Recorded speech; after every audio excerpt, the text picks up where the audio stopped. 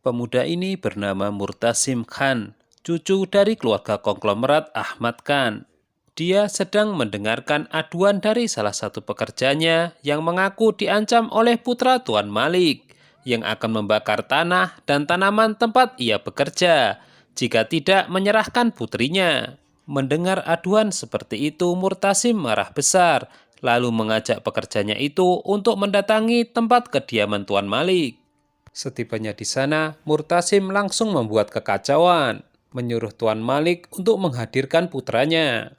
Melihat hal itu, meskipun Tuan Malik tidak mengetahui pokok permasalahannya, ia tetap menurut dan memanggil putranya.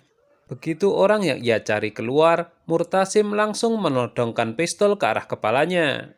Tentu saja ini membuat situasi menjadi panik. Murtasim mengancam putra Tuan Malik untuk segera mengembalikan putri dari pekerjanya. Jika tidak, maka ia diminta untuk bersiap tinggal nama.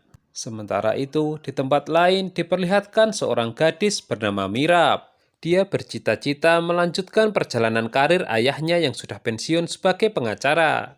Akan tetapi di sisi yang lain, seorang pria bernama Anwar tidak suka dengan cita-citanya itu. Kenapa alasannya akan kita ketahui nanti. Sekarang kita diperlihatkan dengan anak pertama keluarga Ahmad Khan. Orang-orang biasa memanggilnya dengan sebutan Ma Begum.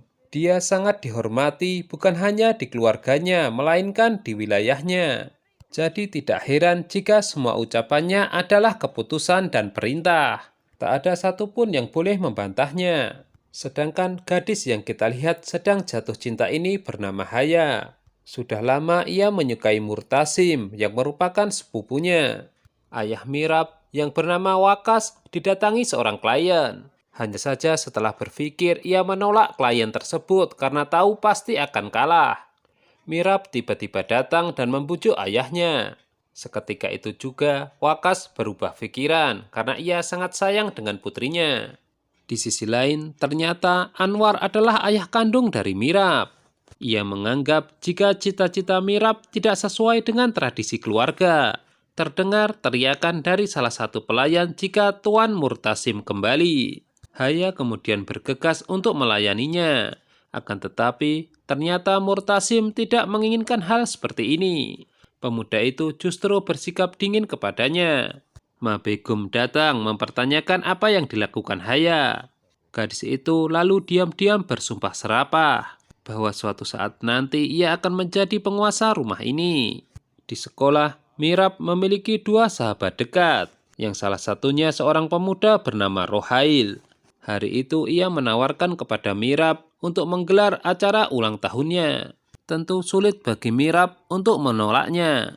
Anwar dan Murtasim diperintahkan Ma Begum untuk menjemput Mirab dan keluarganya. Selama perjalanan, Murtasim bertanya-tanya kenapa Mirab begitu sangat penting. Haya begitu dekat dengan Maryam, adik dari Murtasim. Mereka tengah berdandan karena akan pergi ke pesta teman Maryam. Tiba-tiba Ma Begum muncul dan bertanya kemana mereka akan pergi. Jelas saja mereka berdua kebingungan untuk menjawabnya. Alhasil Ma Begum melarang mereka pergi dan justru menyuruh teman mereka yang datang ke rumah. Mirab dikejutkan dengan kemunculan pembantunya dengan wajah babak belur. Sambil menangis, pembantunya itu menceritakan jika suaminya yang telah memukulinya dan suaminya itu telah menyandra anak-anaknya.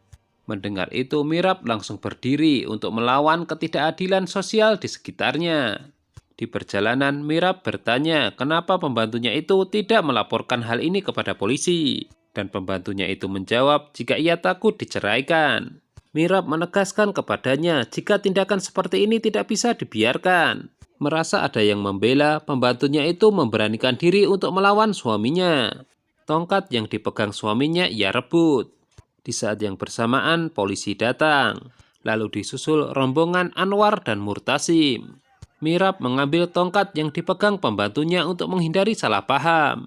Tiba-tiba dari arah belakang, Murtasim memegang tongkatnya. Nah, gimana menurut kalian? Seru banget kan drama ini?